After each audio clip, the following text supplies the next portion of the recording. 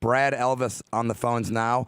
We have Open Mind before that with Magic Potion from 1969 and Hermits with She's a Must to Avoid. But let's not make him wait too long. They call them power pop. They call them new wave. They call them rock and roll. They are from Detroit and they are called the Romantics. They started back in 1977, influenced by all kinds of great music from 50s American rock and roll to the Stooges to early R&B, garage rock, British Invasion. They are so awesome. They are mainstays on 80s classic rock, AOR, and active rock radio all over the world. Joining us now on the phones is the drummer for the Romantics. It is Brad Elvis. Thanks for being here, Brad. Why, thank you much. And she's a must to avoid. Oh. Great song, yeah. So you're tuned in, right? Yes, of course. Thank you. Where are you calling from? I can't tell you that. No, I'm calling from Chicago. Chicago, the Windy City. Well, yes. If you're not from here, that's what people call it. Yeah. Well, we're originally from Peoria. So, you mean the heart of Illinois? I guess that's what they call it, the heart. Yeah, the heartland, concrete cornfields. I'm from that area, So. Well, we have a lot of mutual friends, you and I, a whole list of people that we both know real well. Yeah, but they're all in prison right now. I know, it sucks. That sucks. We can only slip them things to the bars. Well, did you hear Marty Wambacher a minute ago? I didn't because I was getting a glass of lemonade. Oh, okay. Well, Marty Wambacher was talking about how you were all mutual friends as well, and he was just on the show with us a minute ago. Yeah, I love Marty. He's great. He is great. Thanks for being here tonight. We appreciate it. We know you're on tour with the Romantics, and you have a gig coming up in Bend, Oregon on July 12th. Is that correct? Yes. Nice. Yes, at the Munch and Music. Sir Munch, what was it? Baron Munchausen. No, Munch and Music at Drake Park in Bend, Oregon. Yeah. Drake Park. Okay. Is it just the Romantics, or what are the details of the show, Brad? The details are, I guess we're getting our profits are. Oh, not those details. I think we go on 8 or so, and there's I think there's like a local opener or two before us, and I think it's just open. I don't know if it's free or what. I don't know. It's free. But July 12th at Drake Park is the place, ladies and gentlemen. Yes. How long? Can I ask how long is the Romantics live set? I'm not sure. I think that one, it varies from gig to gig. I think that one's, a good healthy 70, 75 nonstop.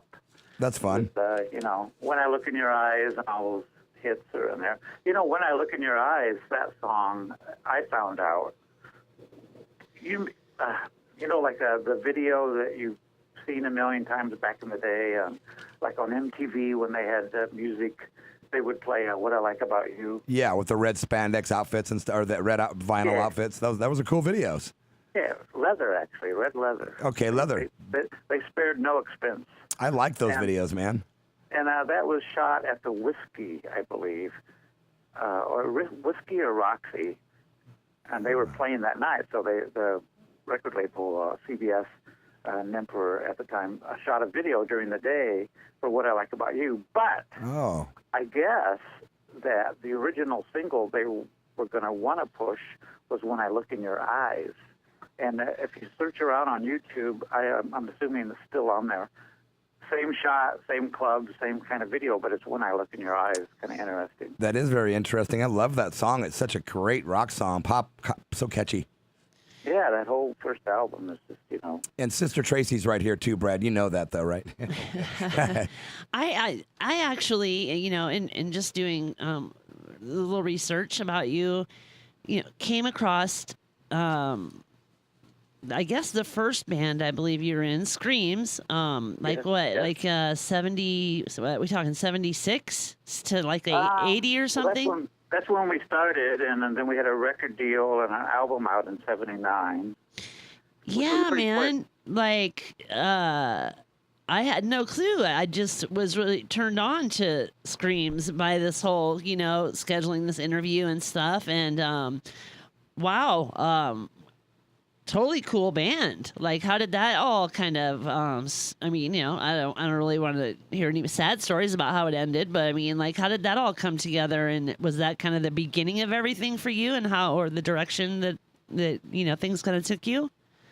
Well, Sister Tracy, let me tell you. Yeah. No, well, we were all from the Pekin and Peoria area. Yeah. Illinois, back in the day, for listeners that not sure where Pekin and Peoria is. Also known as the heart of Illinois. Yeah, right smack dab in the middle of Illinois. Yes.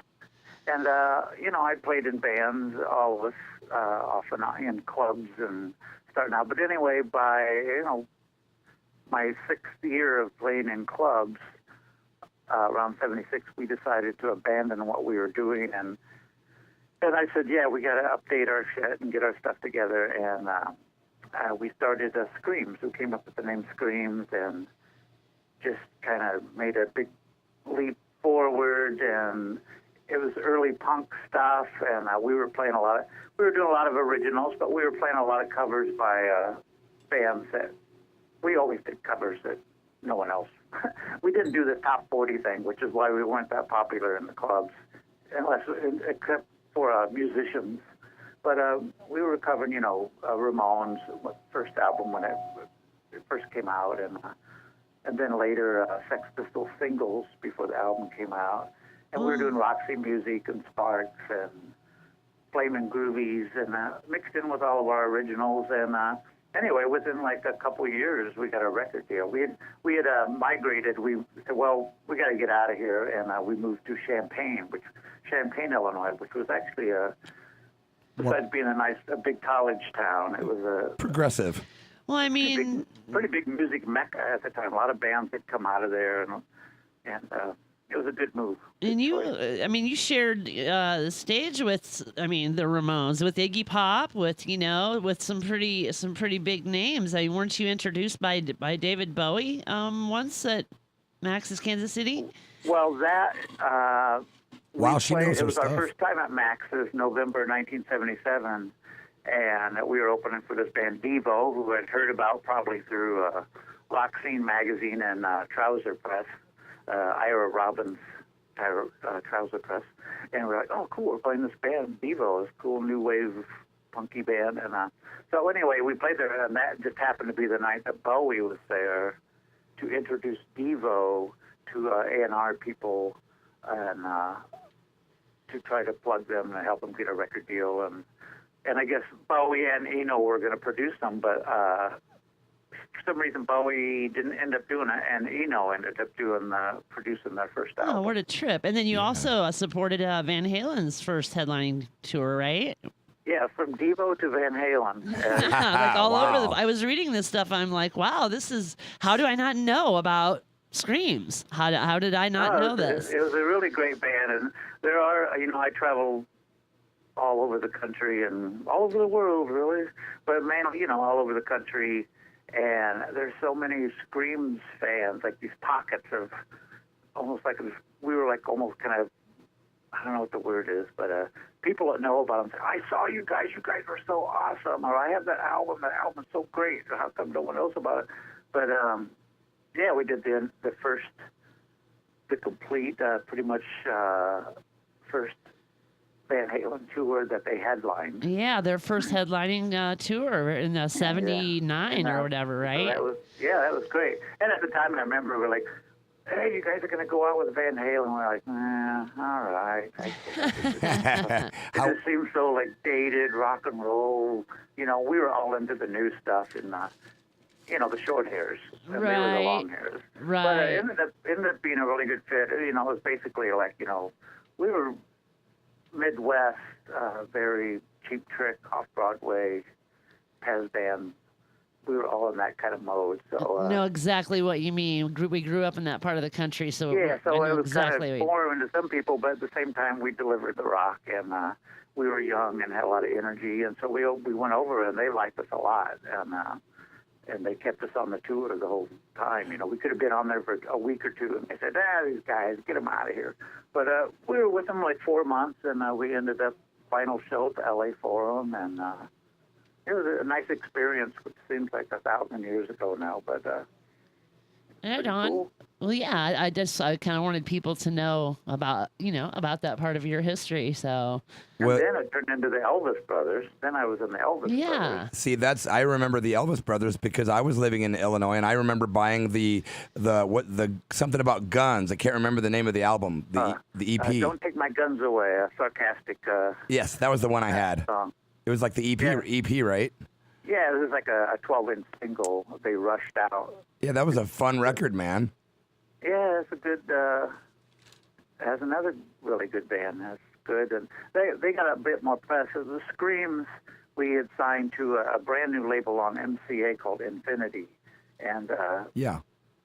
we had a good tour. Apparently, we were selling some records somewhere, and then we toured England on our own, headlined, and we were doing great over there. And Old Grey Whistle Pass played the marquee. Shows were full, and about a third, halfway or 2/3 through the tour, they're like, Infinity's getting dropped by MCA. Or just the whole label's getting dropped. Oh boy. So we were there about 2 weeks, and then our last couple of dates we couldn't do. We were just like, okay, we don't have a record deal. We don't have any money. We're going back to Champaign and sit around in our apartments. Right. So it just kind of boing. And they had just also told us, you guys did great. You're doing good. You're good for a second album. You're going to record a second, and it just felt like they pulled the carpet out from underneath of us. And then, so that could be why, people don't hear of us. It's so weird, the whole fate thing, What if we would have kept going? Everybody's lives would have been so much different, And, Yeah. and then that turned into Elvis Brothers, and we had a couple albums out on Portrait, CBS, did the MTV thing, and toured around it. We got a lot more publicity with that, a lot of magazines. We were in a ton of magazines, and like I said, the MTV stuff. But and then we did our second album, and like weeks into our second album, they go, yeah, CBS is dropping Portrait. We're not going to have Portrait records anymore. So I was like, So frustrating. once again, carpet gets pulled out. And but I've always been in these really good bands, and I continued having my own bands. And then actually there was a third one. We still have our band, the HANDCUFFS. My wife, we were going to ask about that. We have records out and stuff, but just to add to that other story, when we first started recording, we recorded like an album's worth, and we didn't even have a band yet. And this label, a brand new label on Sony, not CBS anymore, it turned into Sony, called Next. Carlos Alomar, David Bowie's, one of his guitar players, right-hand man guys for years and years. He was like the A&R guy. He came in, you guys are great, you guys are so awesome, we're gonna do this and we're gonna do that, and then we got a call on a Friday night, congratulations, you guys are signed, and I'll talk to you on Monday.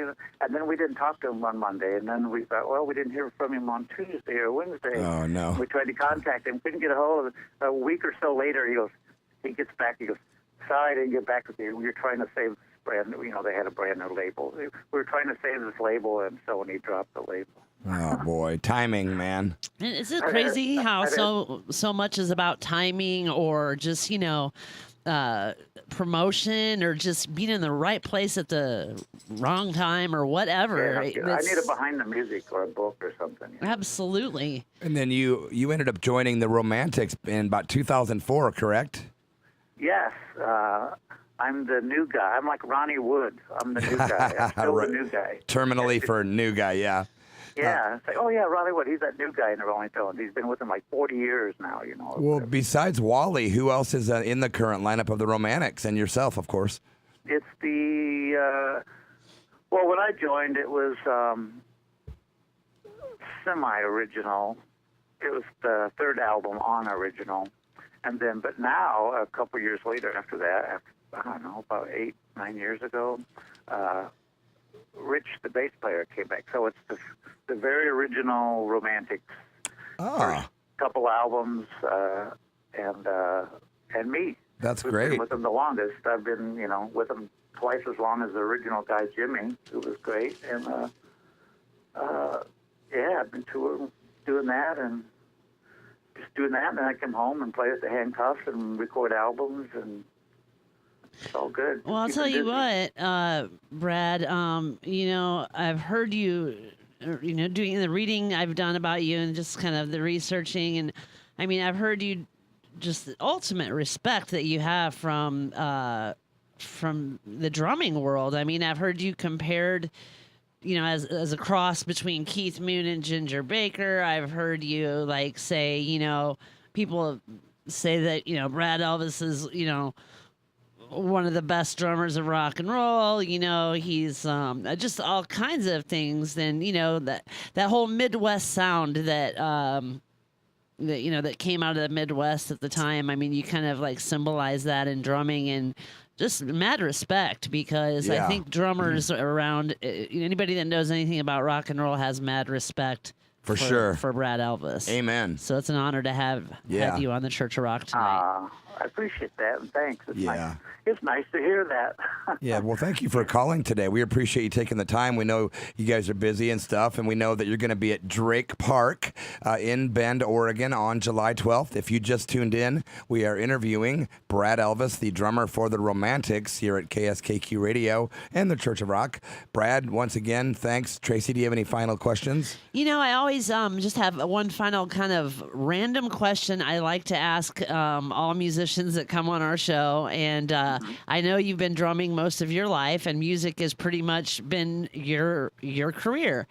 But if you could go back to your late teens or whatever time before you started music and made it your career, what do you think you'd be doing if you weren't a musician? What would Brad Elvis be doing today?